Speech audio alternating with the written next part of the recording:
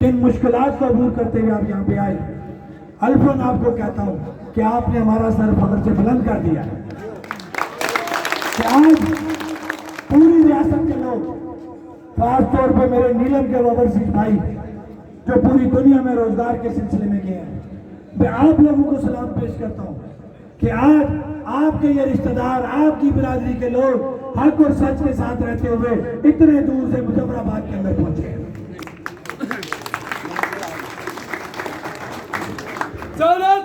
देख लो आगे तुम्हारी बात।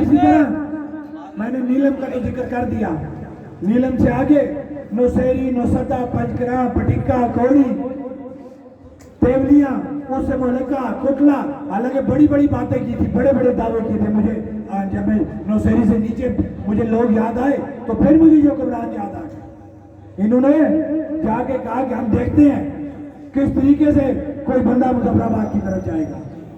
और बेशर्मों, राजपैया बेड़ी के लोगों, बाजुरत लोगों, और उन बेशर्मों से पूछ रहा हूँ, ये कौन लोग हैं?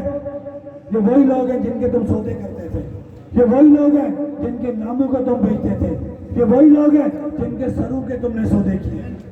आज मेरी पूरी नीलम वैली के लोग, पूरे मुजफ्फराबाद के लोग ये समझ चुके हैं कि उनका असल मुदावा किस जगह पे है। वो जम्मू कश्मीर ज्वाइंट अवामी एक्शन कमेटी के प्लेटफॉर्म पे है। एक पॉइंट मुझसे रह गया कि जब मैं नीलम वैली का जिक्र करूंगा तो मैं ग्रीन टूरिज्म को नहीं भूल सकता किसी भी सूरत, क्योंकि ये जंग अब आमने सामने आ चुकी है।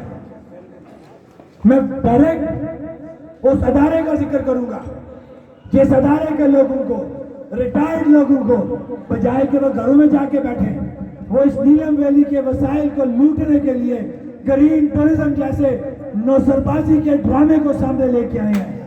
हम किसी भी सूरत नीलम के किसी भी रकबे पे किसी को कब्जा नहीं करने देंगे। ये रकबा, ये वसाइल, पहला हक नीलम के लोगों का है। हम किसी भी सूरत इस नीले पीले ग्रीन टूरिज्म के नाम पे नीलम के अंदर या पूरी रियासत के अंदर किसी को डाका नहीं डालने देंगे। ये रियासत हमारी है, नीलम हमारा है, नीलम के वसाइल नीलम के लोगों के, नीलम के आने वाली नस्लों के। हम किसी भी सूरत अपने इलाके पे किसी को डाका नहीं डालने देंगे। अब 11 जो कल